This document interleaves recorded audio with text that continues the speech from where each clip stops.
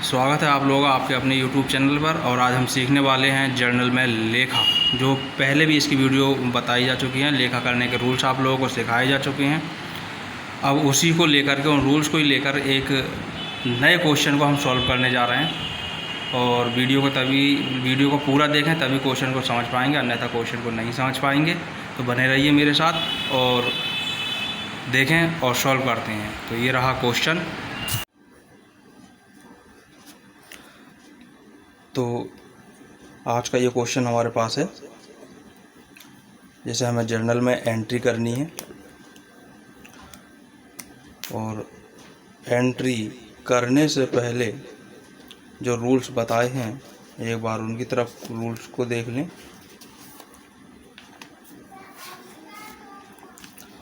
जो रूल्स बताए थे ये अच्छे से सबको मालूम होना चाहिए। व्यापार में आने वाली वस्तु की जो भी मद होती है उसे हमेशा डेबिट पक्ष में लिखा जाता है और व्यापार से जाने वाली वस्तु क्रेडिट होती है।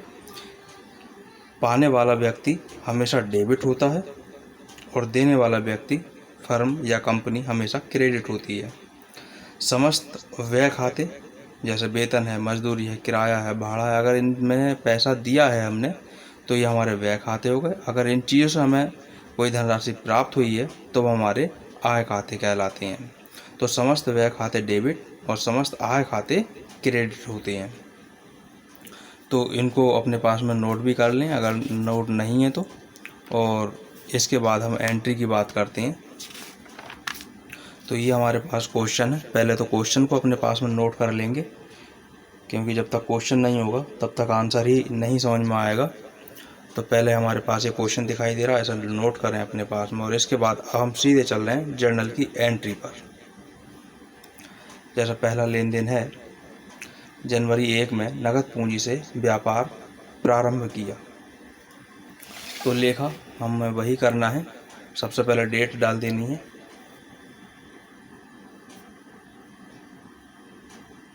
जनवरी 1।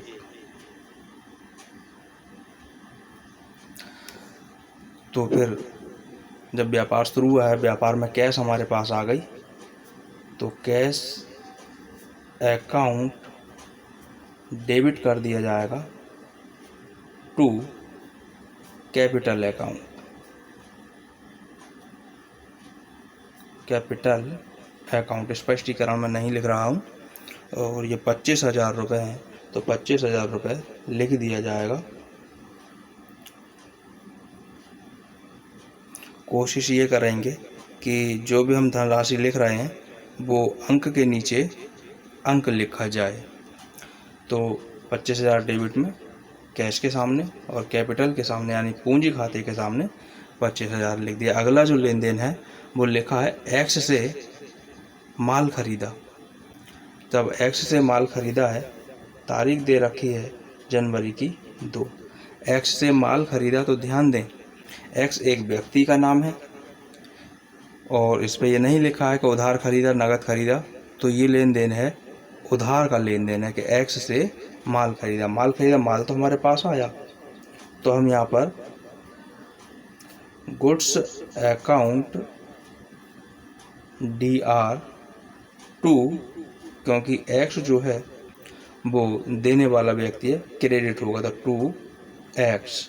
और रुपए जो इसके हैं 15,000, वो 15,000 रुपये लिख दिया जाएगा।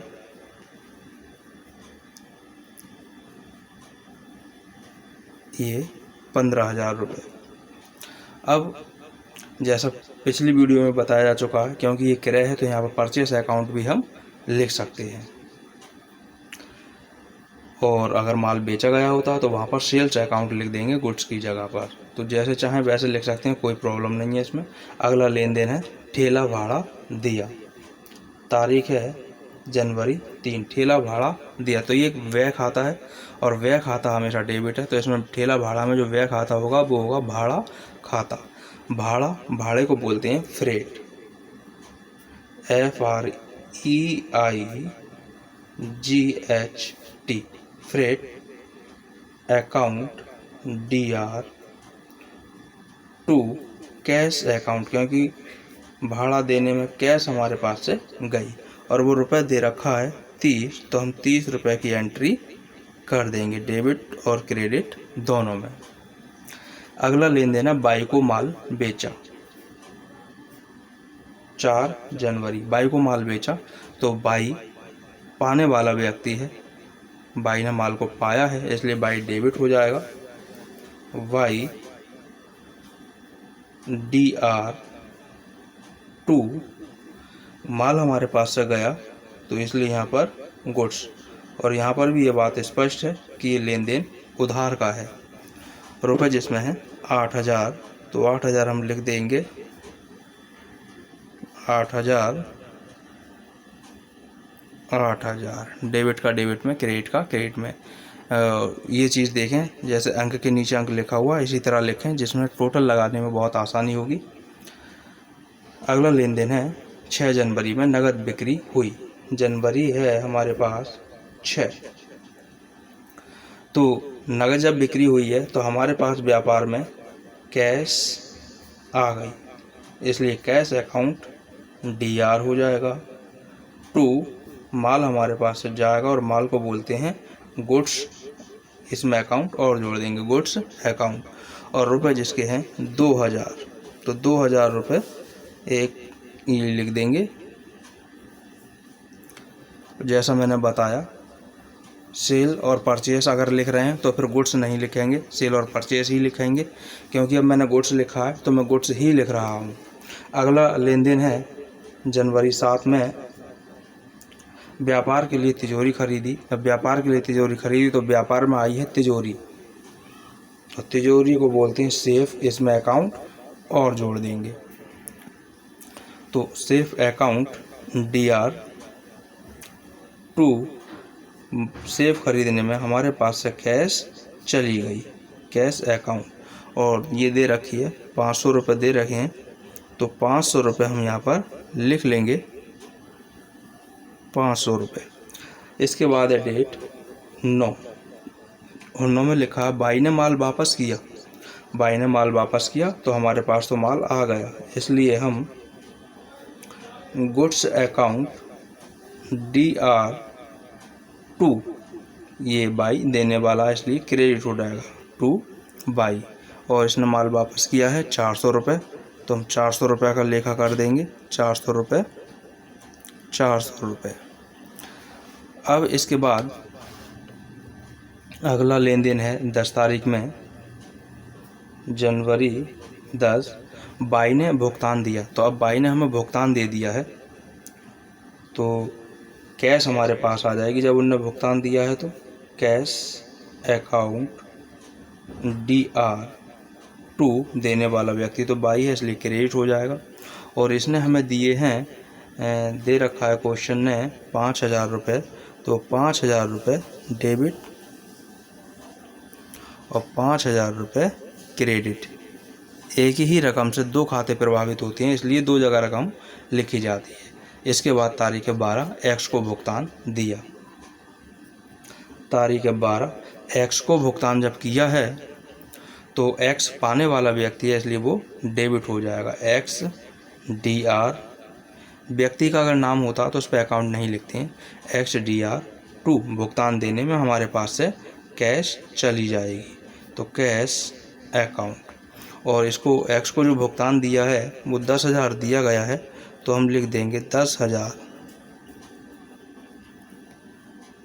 10,000 रुपये। इसके बाद अगली डेट है 15, मजदूरी चुकता की, तो पहले हम डेट डाल देंगे 15 जनवरी, मजदूरी चुकता की। तो मजदूरी जो है वो हमारा व्यय खाता है, मजदूरी व्यय खाता है,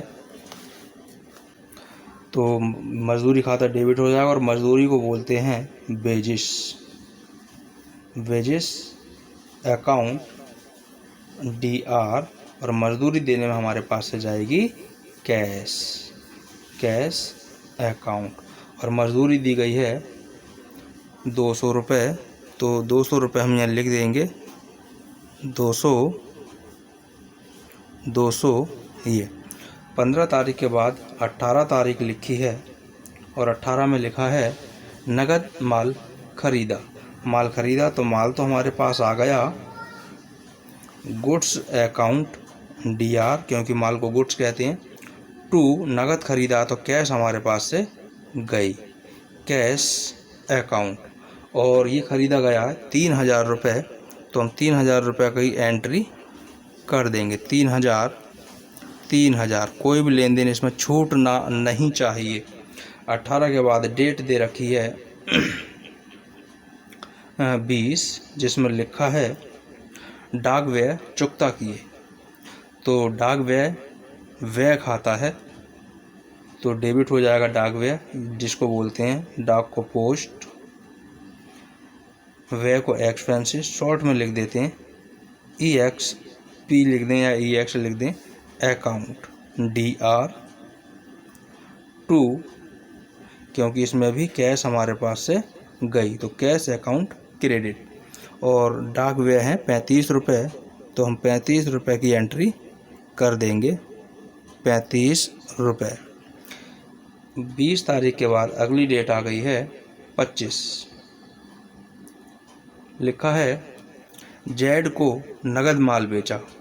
अब जेड को नगद माल जब बेचा है तो यहाँ नाम से कोई मतलब नहीं है। जब नगद माल खरीदा या बेचा जाए तो किससे खरीदा किसको बेचा है कोई मतलब नहीं होता, सिर्फ ये देखा माल खरीदा या बेचा। लिखा है जेड को नगद माल बेचा, नगद बेचा तो कैश आ गई, इसलिए cash account DR, to goods account, क्योंकि माल हमारे पास से गया तो माल खाता क्रेडिट हो जाएगा, गुड्स अकाउंट।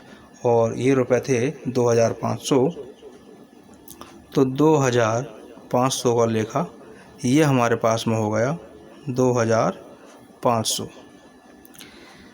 अब हमें यहाँ दिखाई दे रहा है कि लाइन हमारे पास जो है वो पेज ख़त्म हो चुका है, तो इसको अभी यहीं रोकते हैं और यहाँ हम इसका टोटल कर लेंगे। टोटल करके हम अगले पेज पर जाएंगे, देखें ज़रा।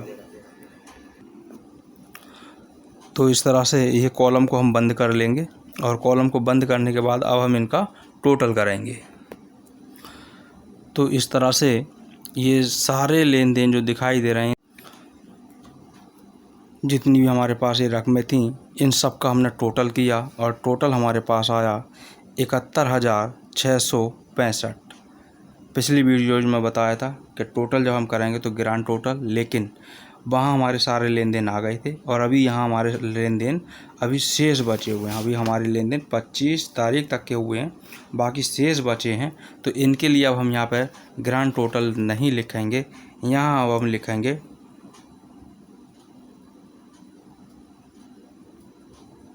Total CF। टोटल CF यहाँ पर लिखा जाएगा और इस टोटल को अब हम अगले पेज पर लेकर चलेंगे। जब पुराने पेज से अगले पेज पर जाते हैं तो सबसे पहले हम ये देख लें 71,665 है। जब हम अगले पेज पर पहुँचेंगे, ये हम अगले पेज पर पहुँच चुके हैं और यहाँ पर सबसे पहले जो टोटल पिछले पेज का है उसको लिखेंगे। टोटल वहाँ CF लिखा था, यहाँ VF लिखा जाएगा ब्राउट फॉरवर्ड, और था जितना टोटल था वो लिख दिया जाएगा 71,665 रुपये दे रखा था। और दोनों ही पक्षों में अब यहाँ पर 71,665 रुपये ये लिखा जाएगा और आमने सामने लिखा जाएगा। अब आगे के जो लेन देन थे वो लेन देन अब हम स्टार्ट कर लेंगे। तो क्योंकि महीना जनवरी का था इसलिए हम सबसे पहले महीना लिख देंगे एक बार, और 25 तारीख तक के हम लेखे कर चुके हैं और अब जो लेखा होगा वो 28 तारीख का होगा। तारीख है हमारे पास 28। अब यहाँ दे रखा था निजी व्यय के लिए 300 रुपये नगद और 200 रुपये का माल लिया। जो ये व्यापारी है उस व्यापारी ने अपने ही व्यापार से रुपये निकाल लिए और माल भी निकाला है, यानी दो तरह से व्यापार में से रुपये लिए हैं। एक तो 300 रुपये नगद और दो, जैसे मान लो चावल के व्यापार करता है तो 200 रुपये के ने चावल निकाल लिए। बहरहाल व्यापार से हमारे पास से गए हैं तो इसलिए ये जो होगा ये हमारा व्यय खाता हो जाएगा व्यापार का। इसको लिखेंगे दोनों तरह से। व्यापार जो आहरण है निजी व्यय उसको बोलते हैं ड्राइंग्स। जो कला की स्पेलिंग होती है वही है ड्राइंग्स। इसमें कला की स्पेलिंग में एस और लग जाता है, तो ये आहरण यानी निजी व्यय का स्पेलिंग हो जाती है ये ड्राइंग्स। Account DR2। अब जिस तरह से इसमें दो चीज़ें खर्च हुई हैं, दो चीज़ें निकाली हैं उनने, एक तो कैश, तो यहाँ लिख दिया जाएगा कैश अकाउंट, और दूसरा गुड्स अकाउंट। अब वो लिए थे इसमें 300 रुपये नगद, 200 का माल, तो उसी तरह से लिख दिया जाएगा। क्रेडिट में इसको हम पहले लिखेंगे 300 रुपये नगद और 200 का माल, कुल मिलाकर आहरण जो हुआ वो हुआ 500 रुपये। ये इस तरह इसका लेखा किया जाता है। और उसके बाद अगला लेन देन है 30 तारीख में W को माल बेचा। W को माल बेचा, ये उधार का लेन देन है। तो जनवरी 30 W को माल बेचा, तो W पाने वाला है, इसलिए W DR हो जाएगा 2, क्योंकि माल बेचने हमारे पास से माल गया, इसलिए गुड्स अकाउंट। और जो यहाँ लेन देन है रुपए हैं वो है 3000, तो 3000 रुपये यहाँ पर एंट्री कर दी जाएगी। 3000। इसके बाद अगला लेन देन है वेतन चुकता किया। ये पिछली वीडियो में मैंने सिखाया था जर्नल कंपाउंड एंट्री, मिश्रित जर्नल लेखा, क्योंकि इनका सभी चीज़ों में ये व्यय खाते हैं और तीनों में कैश गई है हमारे पास से, तो जर्नल कंपाउंड एंट्री एक साथ इकट्ठी कर देंगे। वेतन, किराया और दुकान खर्च। 31 तारीख है जनवरी 31, पहला वेतन है तो वेतन को लिख लेंगे सैलरी अकाउंट DR। दूसरा है किराया खाता, तो रेंट अकाउंट, ये भी DR होगा। और इसके बाद है दुकान खर्च खाता, तो दुकान को बोलते हैं शॉप एक्सपेंसेस अकाउंट, ये भी हमारा DR हो जाएगा, डेबिट हो जाएगा। और इन सभी में कैश गई है तो टू कैश अकाउंट, क्योंकि चाहने वाली मद को हम क्रेडिट करते हैं। अब इनके सबके रुपए लिख देंगे। सैलरी के रुपए दे रखे थे 250, तो सैलरी के 250 लिख दिया जाएगा 250। और रेंट के हैं 300 रुपये और दुकान खर्च के 250। इस तरह से ये सब रुपए मिलाकर के 800 रुपये बन जाते हैं। 800 रुपये कैश के सामने लिख लिया जाएगा। और इस तरह हमारे पास एंट्री ये पूरी हो जाती हैं। और एंट्री जब पूरी हो जाती हैं, अब हम इसका करेंगे ग्रांड टोटल। तो ग्रांड टोटल करने के लिए कॉलम को हम बंद करेंगे पहले। तो इस तरह से लाइन कॉलम मैंने बंद कर दिया, और जो लाइन आधी थी या कम थी वो मैंने पूरी कर दी। और अब हम यहाँ पर करेंगे ग्रांड टोटल। ग्रांड टोटल अब हम इसको पूरे को महायोग इसका कर लेंगे। 5 का 5 ऐसे ही आ गया, 6 5 11, 11 और 5 16 का 6 हासिल 1, 7 5 12, 12 2 14, 14 3 17, 17 और 2 19 का 9 हासिल 1,